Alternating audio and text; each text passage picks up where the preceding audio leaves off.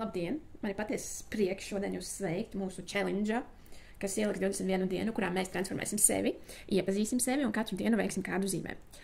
Jūs droši varat skatīties no malas, piedalīties, ja ir vēlme, bet principā katru dienu no manis būs zīmējums. Mēs zīmēsim pēc viena un tā paša algoritma, bet zīmējumi būs dažādi. Jo katru dienu mums ir savas sajūtas, katru dienu mums ir citādākas domas, citādākas izjūtas, un tas mainās neatkarīgi no mums. Bet šobrīd es iepazīstināšu jūs ar neirografiku, pastāstīšu, kādi materiāli mums būs nepieciešami, un, protams, arī šodien varbūt priekš kāda no jums taps mūsu pirmais zīmējums.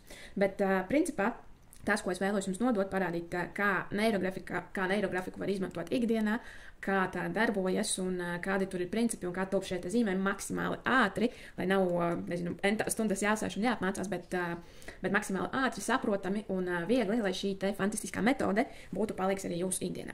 Un, ķeramies klāt, kas mums būs nepieciešams? Mums būs nepieciešams baltas lapas, gan zīmējumiem, gan arī pierakstiem. Pierakstiem var izmantot kādu citu lapu, vai arī to pašu zīmējumu lapu pagriezt otru pusīti un tur visu savas sajūtas, emocijas pierakstīt. Bet pēc pieredzes saku, ka tas nav diezgan ērti, tāpēc parasti man ir lapa atsevišķi, kur pierakstu visas savas izjūtas, sajūtas un šos procesus, kas tad ar mani šī zīmējuma laikā notiek. Tāpat mums būs nepieciešams melns marķieris ar pildspalvu priekškontūram, man šeit jau ir stāvs sagatavots.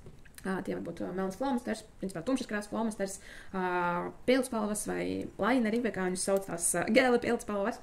Un tāpat būs nepieciešama krāsu zīmuļi vai flomasteri vai arī teksta marķieri. Skatieties pēc materiāliem, kas jums ir ērtāks, ar ko jums patīk vairāk strādāt, vai tad ir zīmulīši vai flomasteri, varbūt kādam teksta marķieri, jo ar teksta marķieriem, ko mēs iezīmējam kaut kādus konspektos pazīstamākās un nepieciešamākās lietas, arī var veidot zīmējumu, un tie zīmējumi kļūst košāki, pamanošāki un, principā, vieglāk arī šādi ar krāsu. Un, tas no nepieciešamiem materiāliem, un tad jau ķeramies pie paša sākuma, kas tad ir īsti neirografika un kā viņa strādā un kā notiek šie te procesi. Un, pirms stāstu un vizuāli parādu to visu, tad pēc teorijas minēšu, ka neirografika ir transformācijas metode, kā pārveidot pasauli.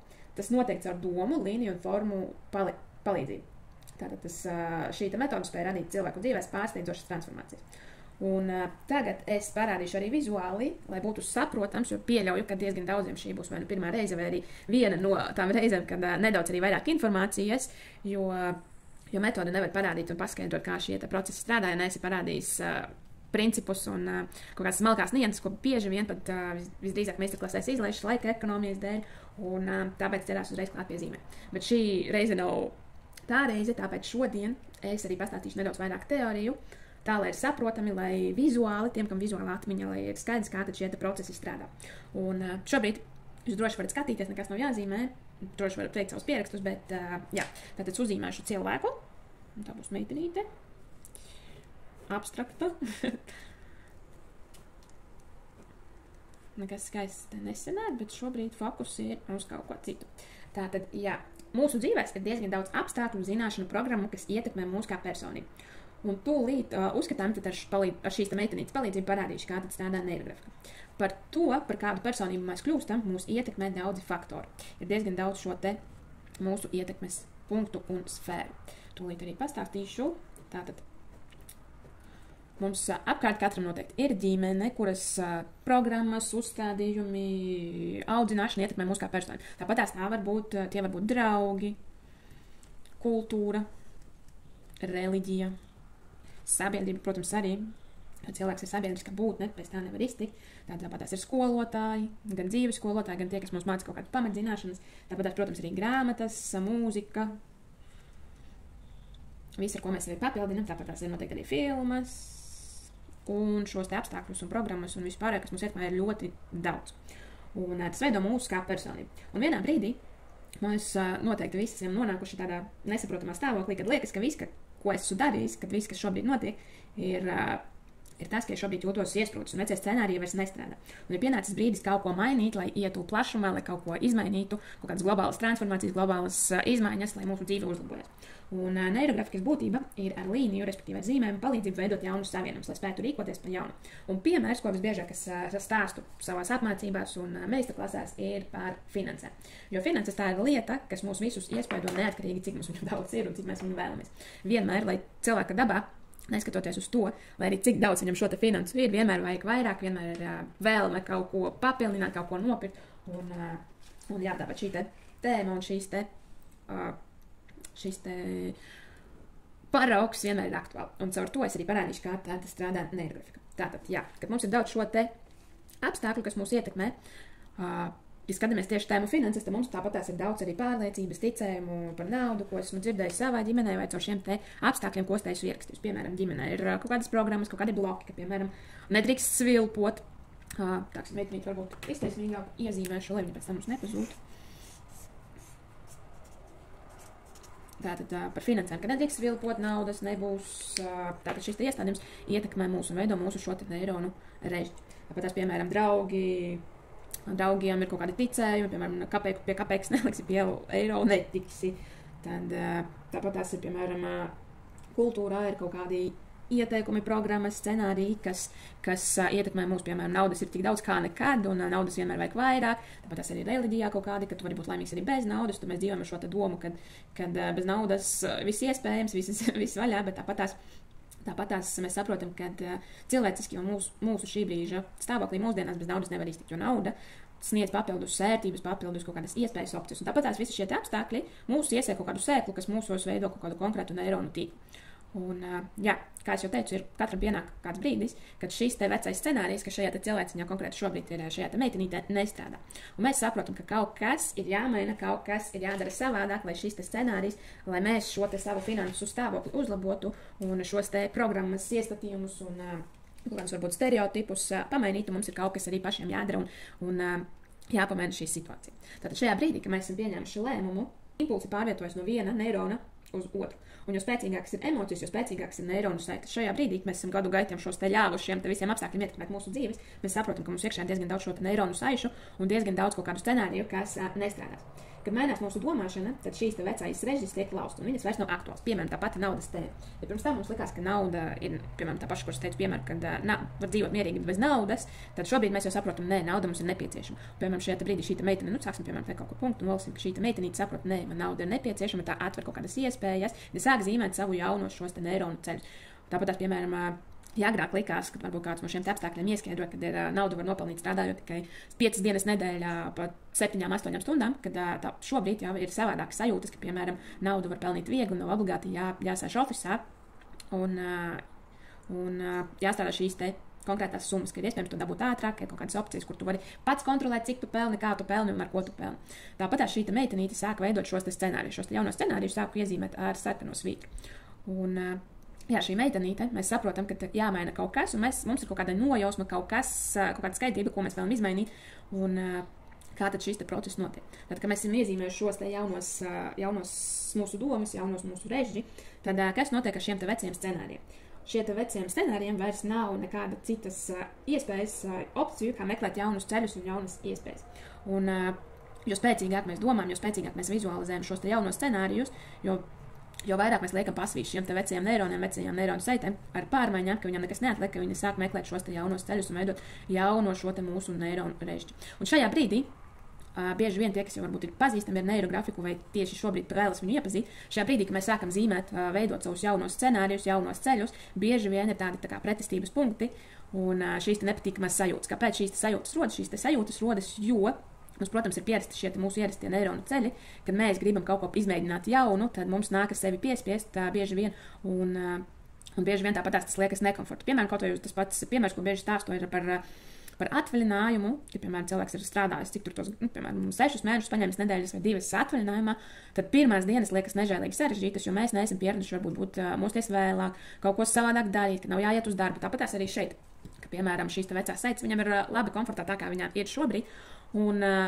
šīs te jaunās pārmaiņas viņām sagādā nelielas problēmas, bet jo vairāk mēs par to domājam, redzam rezultātu, kādu mēs vēlamies saņemt, tās pašas finanses vai tas pats atvaļinājums, ka es vēlos arī pakaifot, es vēlos atpūsties, manām smadzenēm vajag relaksu un atpūsties no tā, ka es tur cītīgi strādājis un atļaut laiku sev, lai es uzspēju kaut kādas lietas izdarīt, ko ikdienā darba laikā varbūt man nesanāk izdarīt. Un tā arī šeit šies te vecie neironu saites dod nojust kaut kādu pretestību, un šajā te brīdī, kad rodas kāda pretestības neirografikas zīmēm, mēs arī varam pastīties iemeslus, kāpēc šīs te notiek, kas varbūt dzīvē jāpamaina, lai es nonāku līdz šim te jauniem režģim un transformēju savu ikdienu un savu dzīvi. Un respektīvi pēc tāda principa arī strādā šis te neirografikas princips, kad caur līniju un caur zīmēm palīdzību mēs veidojam jaunus neironu savienojumus, kā jūs redzat šajā te zīmēm. Un šajā izaicinājumā es izaicinu arī sevi lai katru dienu veidotu šo neirografikas zīmējumu un katru dienu paskatītos no sevis uz malas un transformētos un gūtu sev kaut kādus interesantus insightus un domas, par ko varbūt ikdienā līdz šim es nebiju aizdomājusies un vēlos arī padalīties ar šo visu procesu kopā ar jums.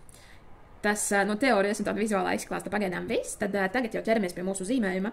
Ilgi jūs neaizkavēšu, jo mans uzstādījums šajā brīdī uz šo challenge ir gan maksimāli ātri, respektīvi man plānā ir kādas pāris minūtes šim lai nav tā, ka mēs tur iedziļinamies uz stundu, 2, 3 un vienkārši visvākais aiziet zīmējumā, tad maksimāli ātri, komforti, lai visiem viss skaidrs un saprotams. Tātad, kā šis mūsu izaicinājums notiek? Šo lapus pēc tam, kad jau kādi izlikšu kādā materiālā, mūsu chatiņā, bet tagad ķeramies pie zīmēm. Tātad zīmēm nepieciešama balta lapa, rakstāmais un krāsnes.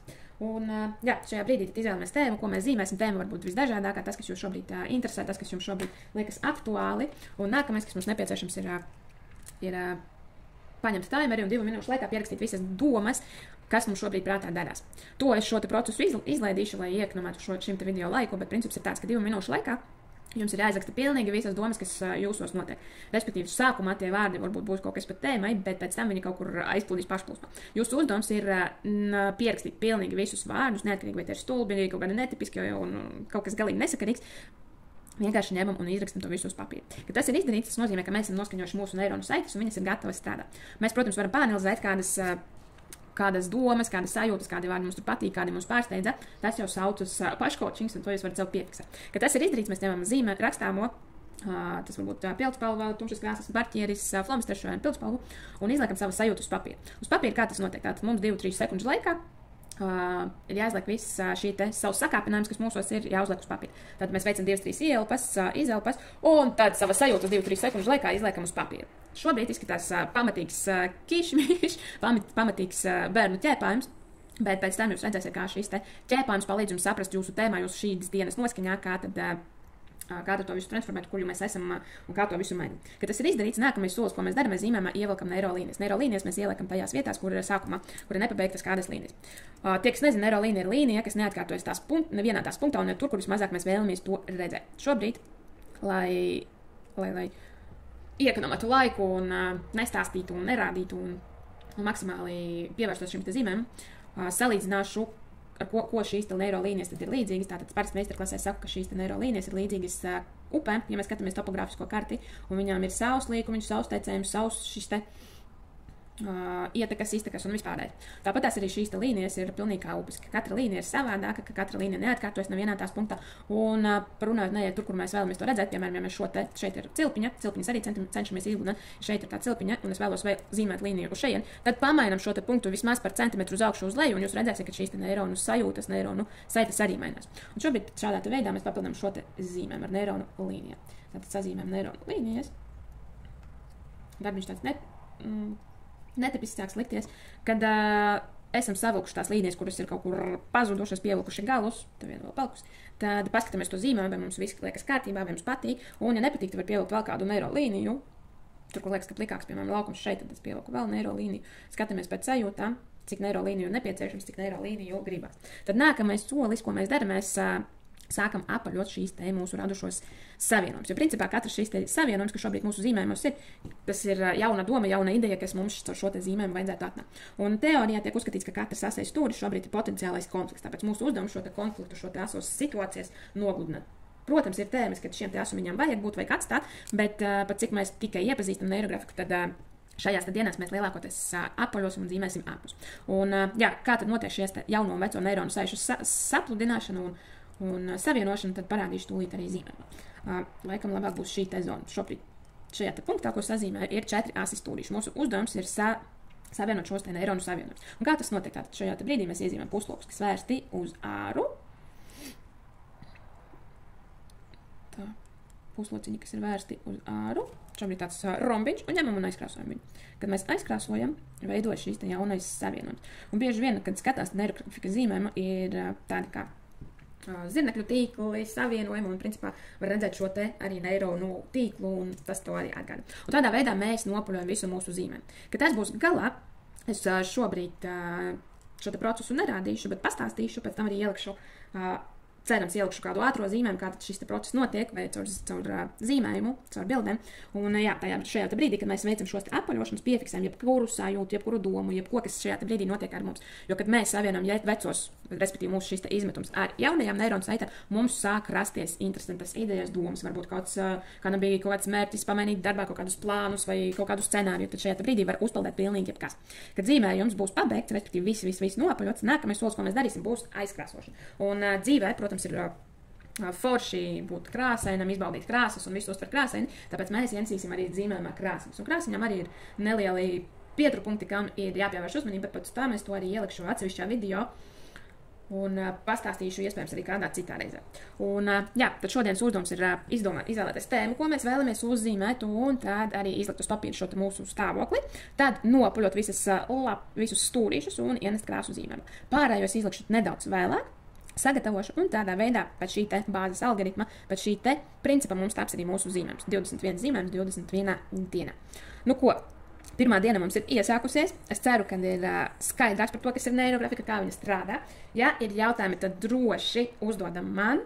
To var arī sociālajos tīklos atrast mani uzdot, vai arī tāpatās Telegram kanālā pajautāt. Un tad tiekamies rītdien. Lai produktīva un fantastiska diena, un tāpatās, lai šīs te challenge iedod pareizo motivāciju, pareizās idejas un palīdz transformēt jūsu ikdienu un jūsu tēmu, ko jūs nolēmuši apskatīties šajās 21 dienā. Tiekamies!